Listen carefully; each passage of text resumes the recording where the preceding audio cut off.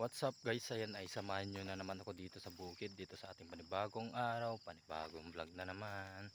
Yan guys, at bibisitahin natin tong maisan natin na maliit.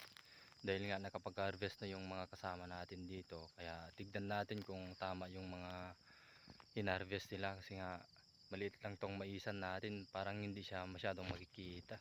Kaya yan ay bibisitahin natin. At ayan nga mga lods, at nandito na tayo. Yan. Ito na yung maisan natin. Maliit lang siya mga lods. Yan. Ito lang. Ilang eras lang siya mga lods.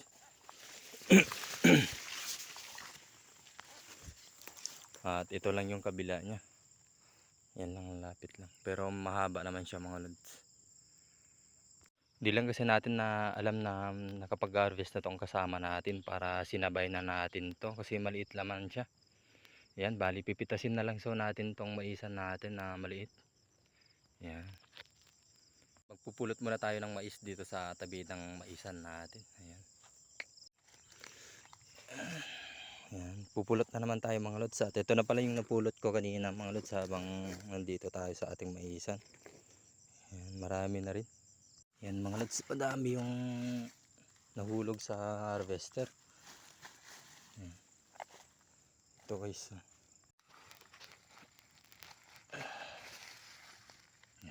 At yan nga mga lods, at dito lang tayo sa gilid nakakuha ng marami. Ayan, dito lang tayo sa gilid nakakuha ng marami dahil dito sa gitna wala na palang masyadong madampot. Kaya isasako na natin yan. Ayan, at marami na rin yung nakuha natin mga lods. Ayan. Ayan, at dito naman tayo sa kabila mga lods. Kanina ay doon tayo sa kabila ng maisan natin. Kaya dito naman tayo sa kabila.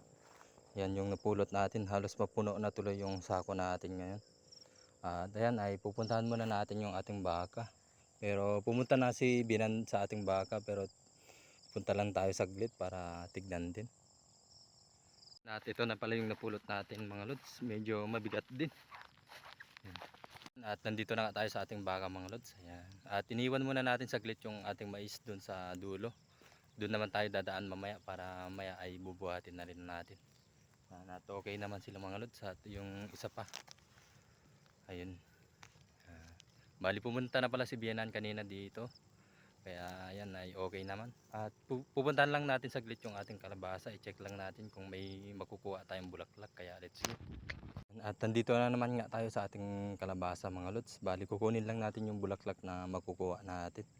Yan, at ito lang pala yung nakuha natin mga lods. Itotorta na lang natin to para may pang almusal tayo ngayon.